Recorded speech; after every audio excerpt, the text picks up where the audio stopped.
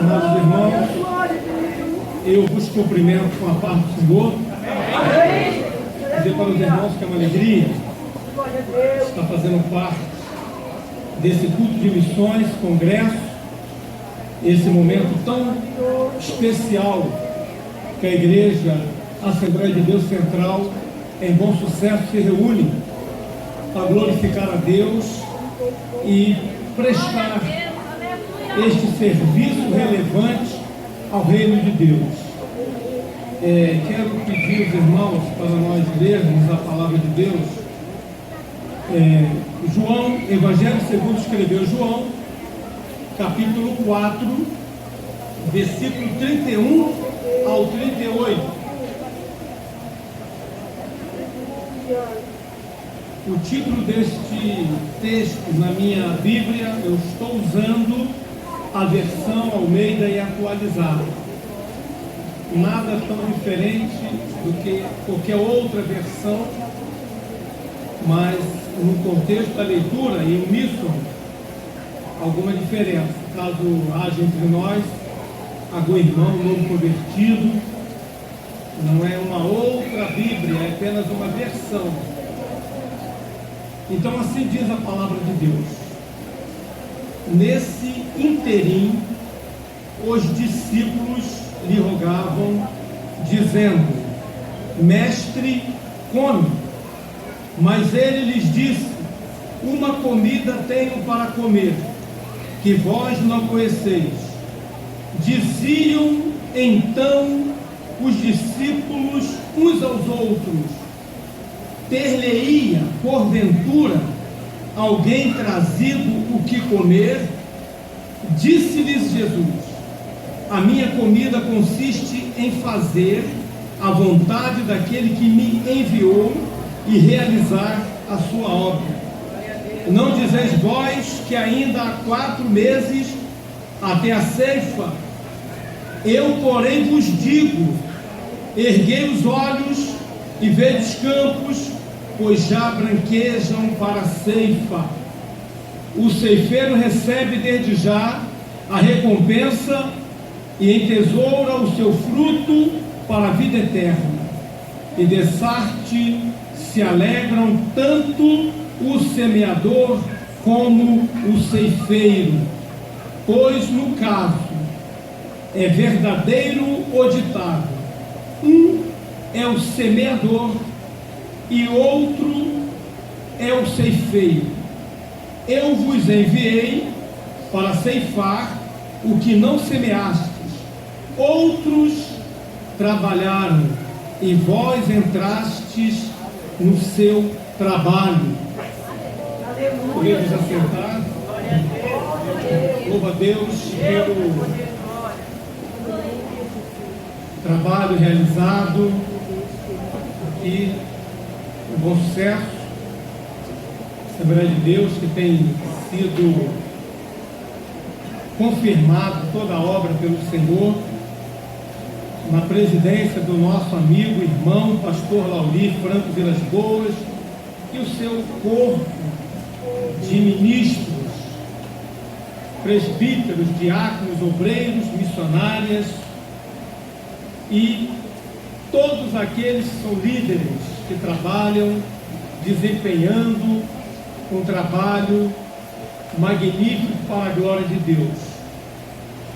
Amados irmãos, o que eu vou falar nesta noite não é nada diferente do que tudo que os irmãos já ouviram, do que os irmãos já sabem, daquilo que é corriqueiro no nosso dia a dia.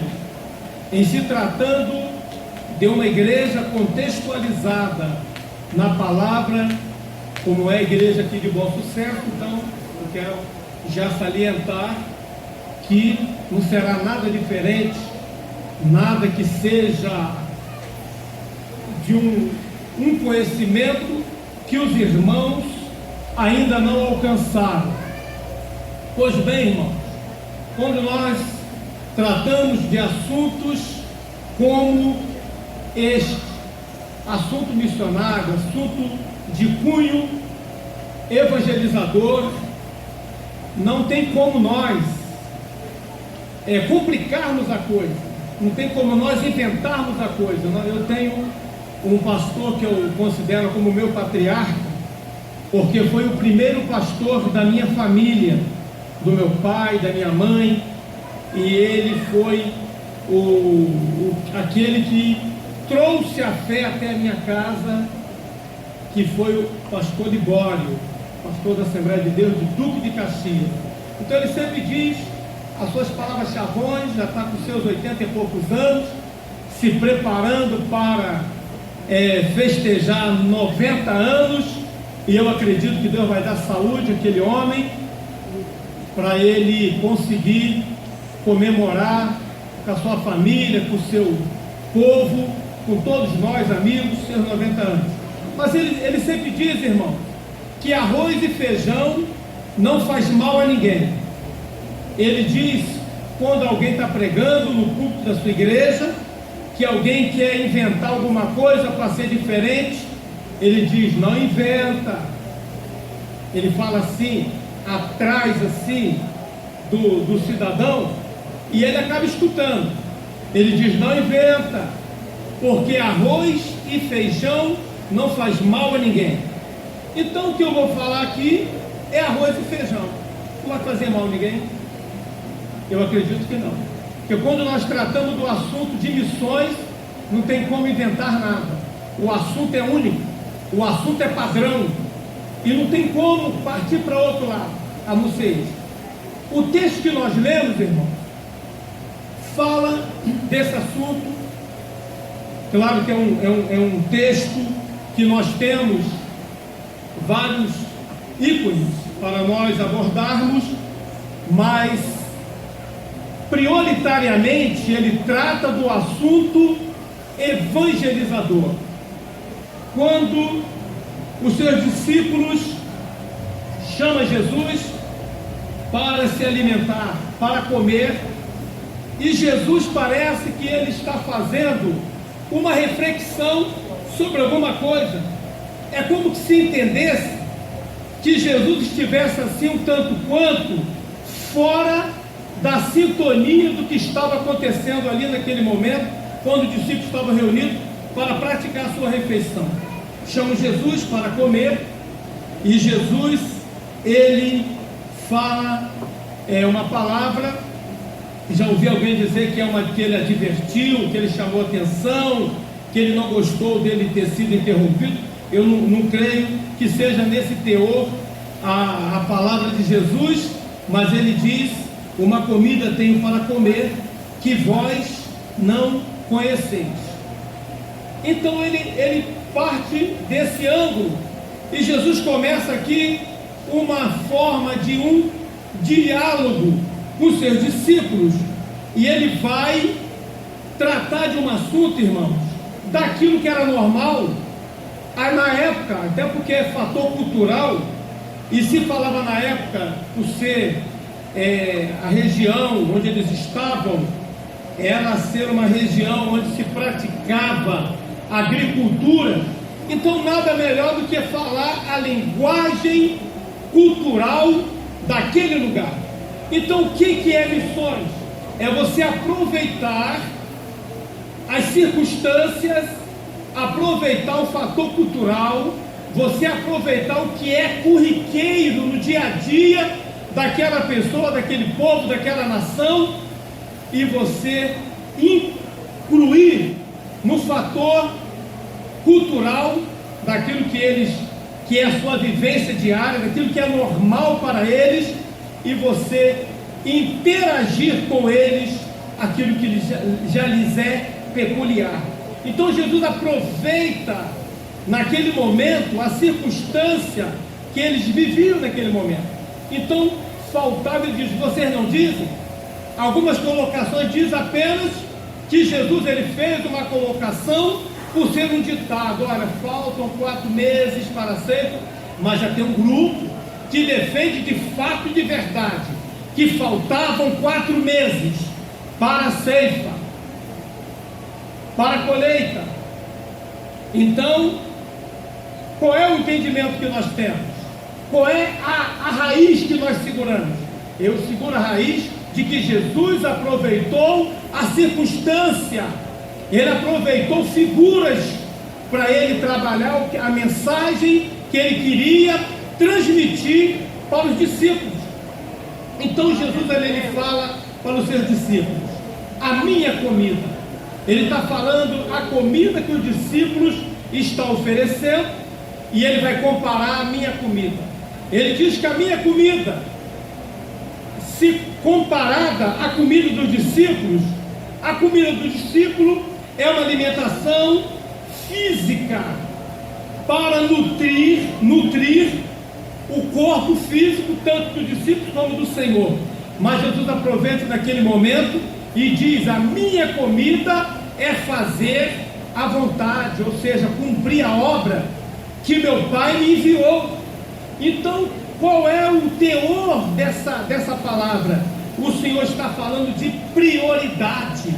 Irmãos, nada é de primeiro grau de prioridade a não ser a alimentação. As nações se unem, as nações se reúnem, discutem, e o tema principal de todos os governantes de nações é: como solucionaremos a fome que ameaça surgir a qualquer momento? Porque já se discutem.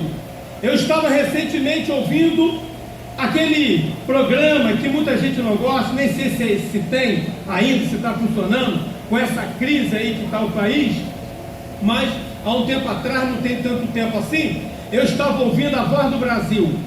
Então estava ali aquele locutor dizendo que houve uma reunião com os principais líderes de governos para discutir a questão da fome, porque eles diziam: na Ásia a terra não produz mais, países da Europa a terra não produz mais, e assim foi dizendo.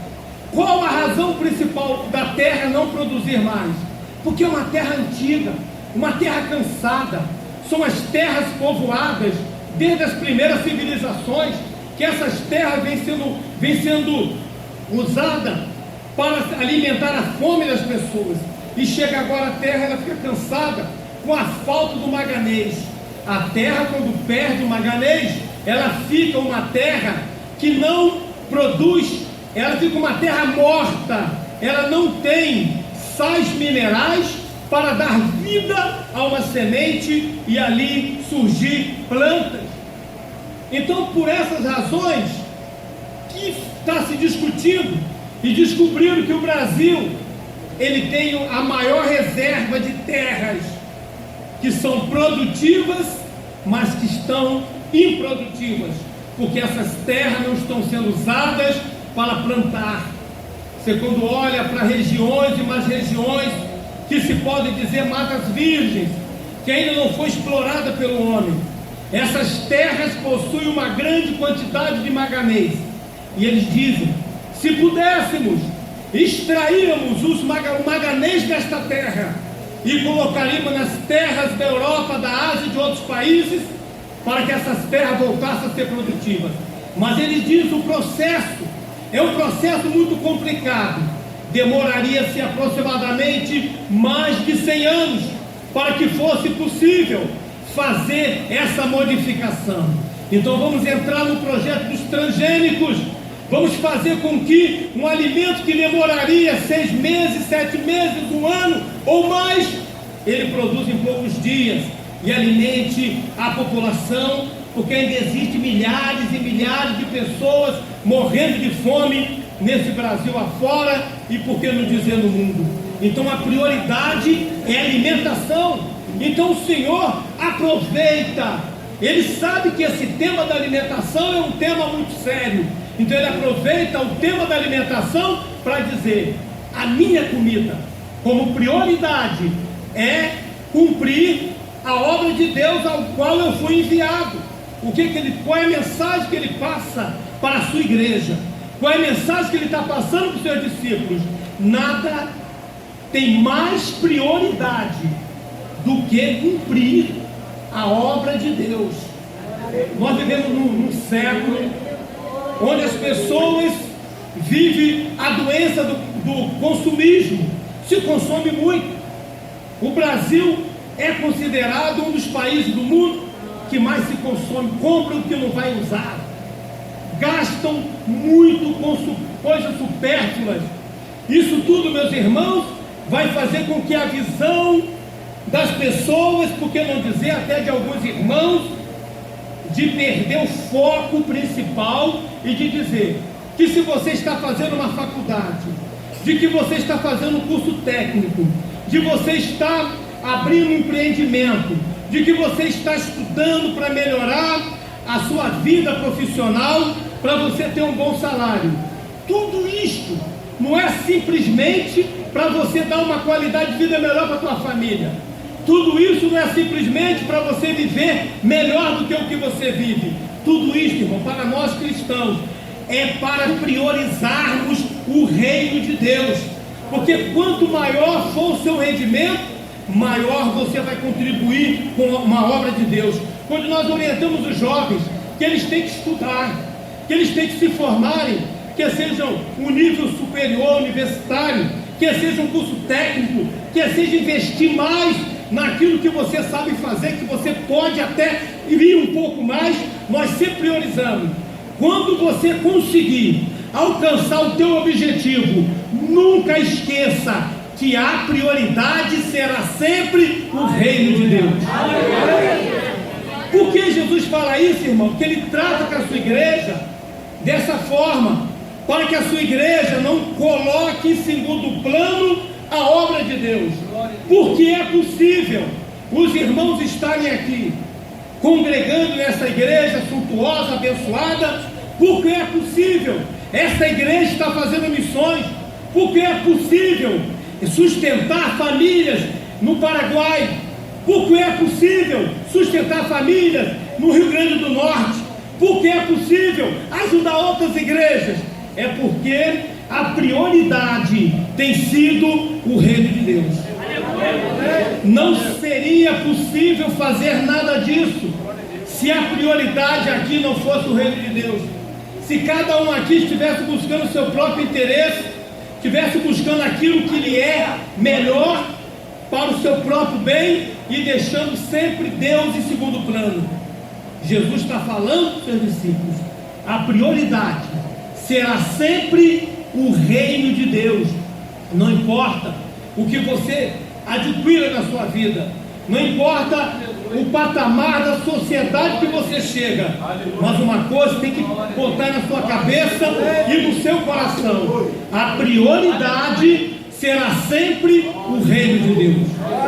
Jesus aproveita ali, irmãos, e ele fala dos olhos, porque ele fala que se deve olhar e ver os campos que já estão brancos ou branqueando. Ele está preocupado, ou melhor, ele quer trazer nos discípulos uma preocupação de que já estão ficando brancos e só faltam 4 meses. Então ele está trazendo o que ali para os seus discípulos? Uma percepção espiritual. Irmãos, é impossível não perceber que o mundo, que o nosso Brasil, que o nosso Rio de Janeiro, que a nossa comunidade não está se perdendo. E quantas pessoas morrem por dia numa porcentagem maior sem confessar a Cristo como Senhor e Salvador. Aleluia. Então o Senhor está dizendo para os seus discípulos: tenham uma percepção, vê se vocês conseguem enxergar, vê se vocês conseguem ver que a cada dia, meus irmãos, só muda de lugar. As Cracolândias, acabou com a Cracolândia na beira da Avenida Brasil, mas não acabou não, maquiou, porque ela está escondida por trás, e por trás, ou ela faccionou, ficou um grupo no lado, um grupo do outro, um grupo do outro. Quem não percebe isso? Quem não percebe, meus irmãos, que a cada dia aumenta o número de jovens se envolvendo com a criminalidade? Quem não percebe, meus irmãos, que a cada dia aumenta o número de pessoas que têm mais tendência a praticar as obras infrutuosas das trevas? Quem não percebe que esta sociedade está se perdendo. Quem não percebe, meus irmãos, que as igrejas estão se corrompendo? Quem não percebe que as igrejas estão deitadas em berço esplêndido e não consegue ver, não consegue ter a percepção do que está acontecendo à sua volta? Glória a Deus. Jesus manda, vocês vejam, o campo estão branqueando, ou estão brancos para a ceifa, e visto, como vocês mesmos dizem, faltam 4 meses. É como nós dizemos, irmãos, Jesus vai voltar, Jesus vai voltar, Jesus vai voltar. Mas será que você sabe que Ele vai voltar? Você não percebe que existem milhares e milhares e milhares de pessoas se perdendo? Será que não há uma percepção que as seitas crescem a cada dia? Será que não há uma percepção que a seita espiritismo, ela cresce numa porcentagem assustadora e que não tem como marcar a porcentagem do crescimento, porque as pessoas espíritas professam uma outra religião? É como o presidente da Confederação Nacional Espírita. Perguntaram para ele, quase todas as novelas televisivas, filmes, revistas, jornais, pessoas públicas, elas estão migrando com mais tendência para o espiritismo. Então a repórter disse: eu quero lhe fazer uma pergunta. O espiritismo é a religião do futuro? Ele disse: não, ela é o futuro das religiões, porque não precisa de uma pessoa ser espírita para praticar sua doutrina, basta ela praticar a sua doutrina na religião onde ela está. E será que não se percebe isso, irmão? Que pessoas que dizem que professam uma religião, mas crê em pontos de doutrinas espíritas. Então Jesus está nos chamando, irmãos, a ter a mente aguçada e olhar, ter visão espiritual daquilo que está acontecendo à nossa volta, irmão. Não podemos ignorar que na nossa rua existe um contingente de família que a sua grande maioria ainda não confessa a Cristo como Senhor e Salvador. Jesus ainda não entrou naquela casa e ele precisa entrar, e só será possível pela percepção espiritual. Jesus aproveita também, meus irmãos, e ele fala num paradoxo, mas ele fala dos semeadores, e ele fala dos cefeiros. Ele diz: vocês, é como se ele estivesse aqui e já estivesse vendo o evangelho que se espalhou por toda a terra, e quase toda a terra praticamente já ouviu falar de Jesus.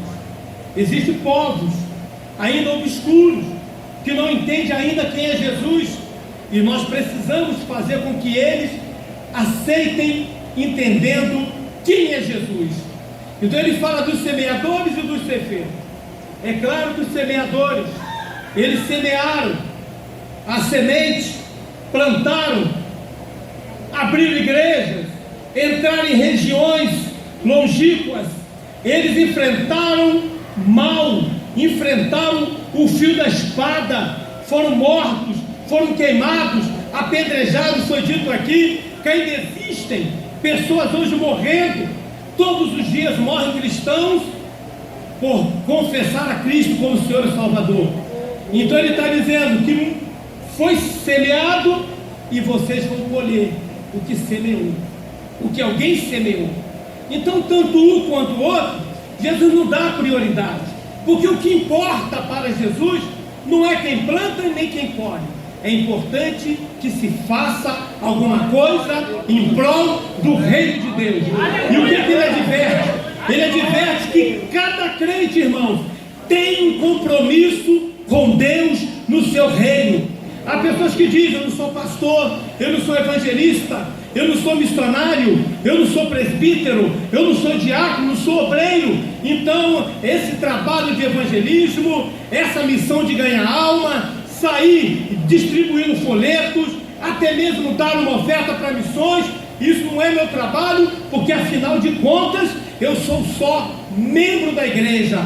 Essa ideologia, meus irmãos, é uma ideologia errada, porque no reino de Deus não tem patente. A patente que nós usamos na igreja, a hierarquia ministerial, é apenas uma forma de governo para administrar a instituição que é a denominação que nós fazemos parte, e esta instituição precisa de homens que vão exercer as funções para administrar o corpo de Cristo para o seu crescimento.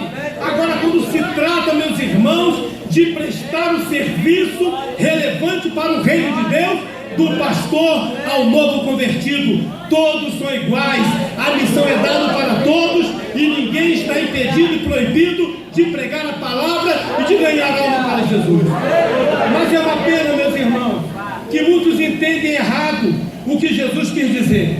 Muitos entendem que ganhar alma é abrir uma igreja, é alugar uma loja, é pegar a varanda da casa que está ali, aquele espaço ocioso, pegar uma garagem, quem sabe a cobertura de uma casa, e a pessoa dizer: Jesus mandou ganhar almas e eu vou abrir uma igreja. Meus amados irmãos, o texto que nós estamos lendo, ele não diz que ganhar almas, que pregar o evangelho, que colher, que plantar, é abrir igreja.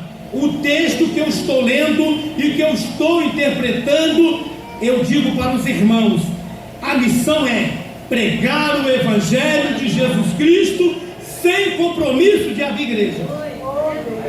A gente podia fazer um acordo e dizer assim: irmãos, vamos entender uma coisa, Jesus me chamou para ganhar almas, debaixo da tutela do ministério da minha igreja. Jesus me chamou para ganhar almas, debaixo da autoridade espiritual da igreja que eu sou membro. Essa seria, irmãos, a colocação que eu diria para os irmãos do assunto que eu estou falando aqui.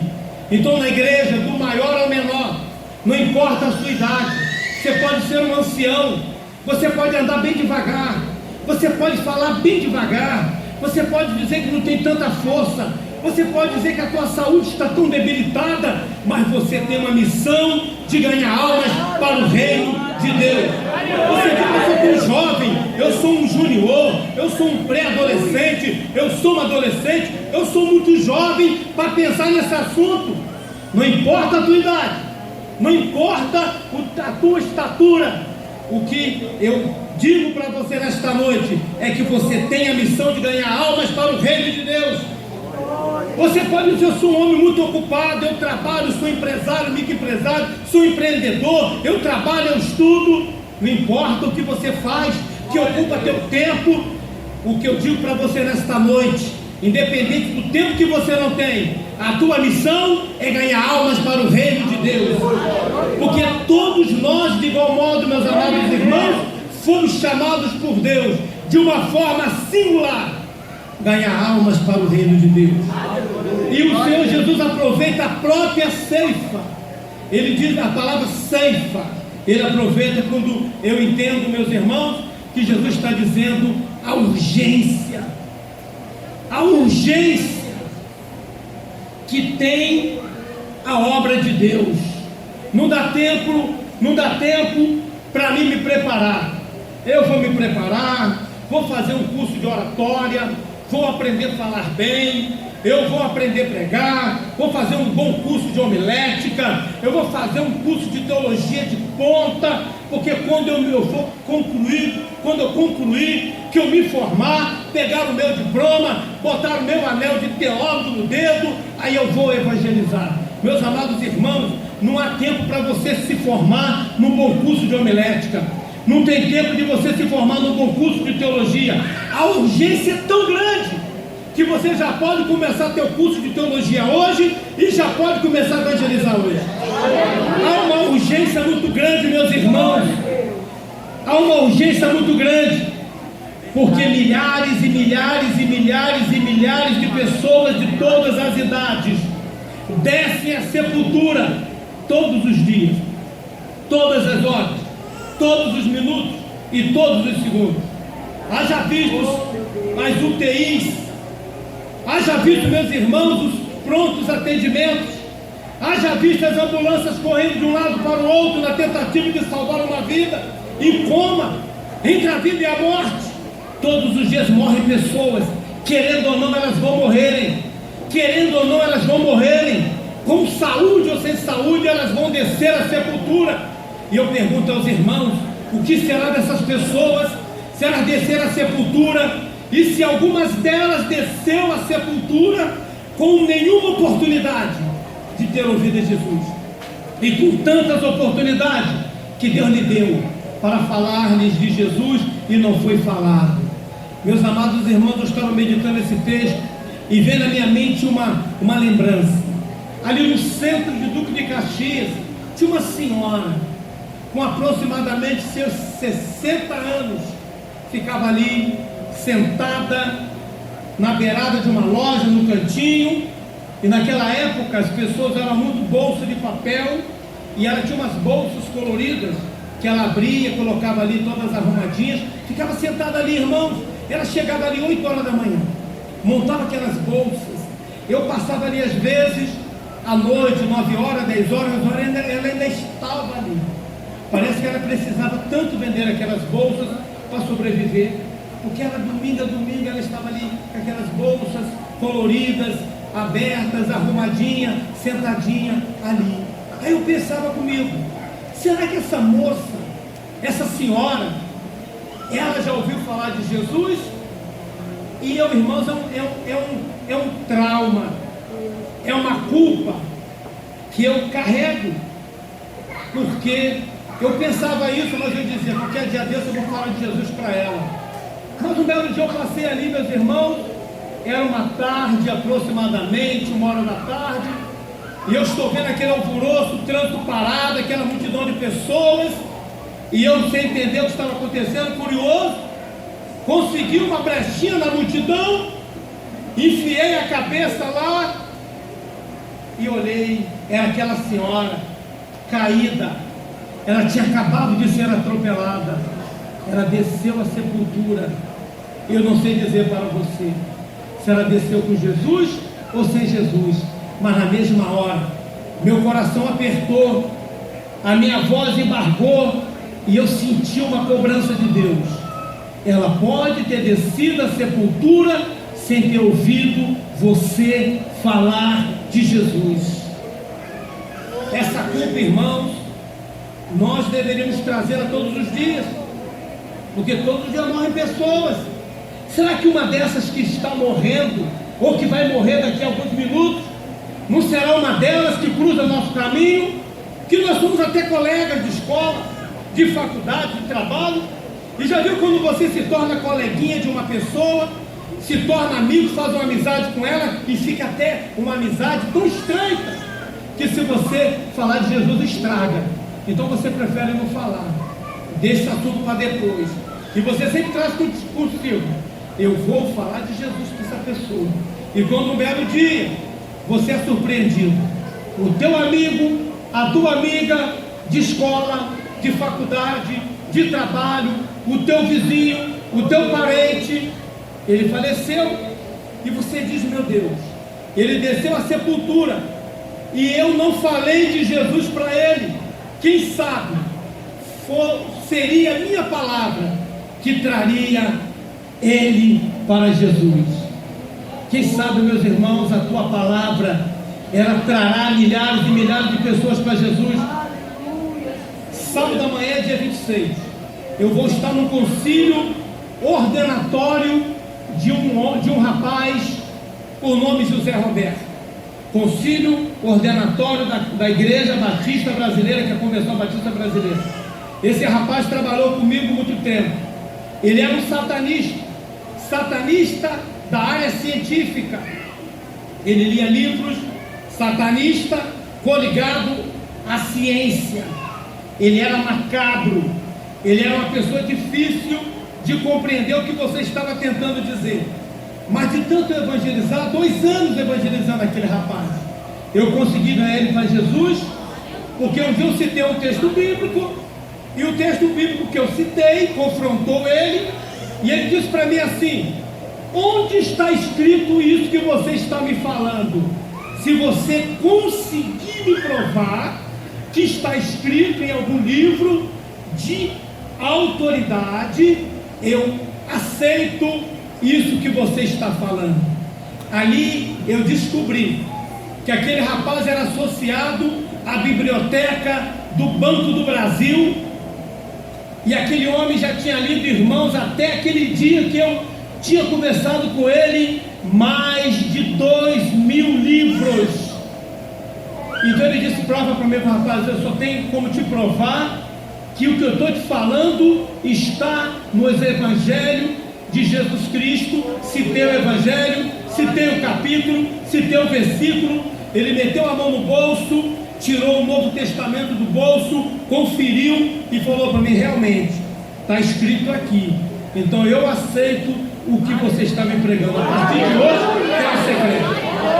Aceitou a Jesus, Zé Roberto. Zé Roberto era confuso, ele era estranho. E eu comecei a levar o Zé Roberto, levava na ilha, para ouvir os estudos bíblicos do pastor Gisele Gomes, levava aqui na Assembleia de Deus de Bom Sucesso o pastor Raulino. O que eu podia fazer por aquele rapaz, eu fazia, irmão. Resultado, ele se converteu, eu batizei ele na nossa igreja, se tornou um crente, mora aqui em Jardim América. E eu disse: Roberto, eu quero te fazer um convite. Você tem uma família grande, você tem uma esposa, você tem filhas, você tem uma mãe, você tem cunhados, e os parentes da tua esposa são espíritas. Tem um centro espírita lá no quintal da bisavó da tua esposa. Você não gostaria de congregar numa igreja perto da tua casa, não? Você tem 2 igrejas que eu vou te indicar. Eu até te levo lá. Eu te levo na igreja da Antonieta Rosa, ou eu te levo na igreja de Jardim América. Você escolhe. Ele falou: você está me expulsando da tua igreja? Eu não estou te expulsando da minha igreja. Eu estou te dando uma oportunidade para você ganhar toda a tua família para Jesus. Ele nem foi para Antonieta, nem foi para a Assembleia de Jardim América. Na frente da casa dele tinha uma igreja batista. Ele atravessou a rua, passou a frequentar a igreja batista. De imediato ganhou a mãe dele católica para Jesus, ganhou a esposa dele bisneta de centro espírita, da dona do centro espírita, para Jesus, ganhou a mãe, ganhou a sogra para Jesus, ganhou a avó para Jesus, a bisavó para Jesus, ganhou todos os cunhados para Jesus, e hoje toda aquela família serve a Deus. E amanhã, meus irmãos, eu vou estar no seu concílio ordenatório, 8h30 da manhã, na primeira igreja batista de Vigário Geral. Uma alma resultou em várias famílias que aceitaram a Cristo como Senhor e Salvador, meus irmãos. O que Jesus está falando para nós é a urgência que tem o reino de Deus. Talvez você está pensando mais para o futuro. Não, vou me preparar mais, vou esperar, quando me aposentar, vou dedicar um tempo maior à obra de Deus. Não haverá tempo. O tempo é agora, é hoje. Domingo eu vou evangelizar. É hoje, é quando sair daqui agora da igreja. Tu já vai com a missão, porque tem uma alma que vai cruzar teu caminho, que vai sentar do teu lado, que vai te pedir uma informação. E essa alma é ela mesma que precisa de que você a traga para Jesus. Jesus quer fazer da sua igreja uma ganhadora de almas. Os valores invertidos, meus irmãos, têm cegado, ofuscado a visão da igreja. Mas o Senhor está dizendo para nós: é tempo de abrir os olhos, ver longe. Não veja só aqui ao redor da central de Bom Sucesso, não. Veja o Paraguai, Rio Grande do Norte. Vai vendo outras áreas, vai avançando, vai ampliando. Porque, meus irmãos, uma coisa eu tenho certeza: Jesus fala dos galardões. Ele fala do galardão que recebemos aqui, e também fala dos galardões que receberemos na eternidade. Que Deus abençoe essa igreja, Deus abençoe esse congresso, Deus abençoe o pastor Maurício, o ministério e a igreja que abraçou essa proposta. Siga avante, meus irmãos, nunca pare, avancem, porque o Senhor é convosco. Deus nos abençoe e glória a Deus. Aplauda o Senhor pela vida do pastor Léo, pastor abençoado sempre.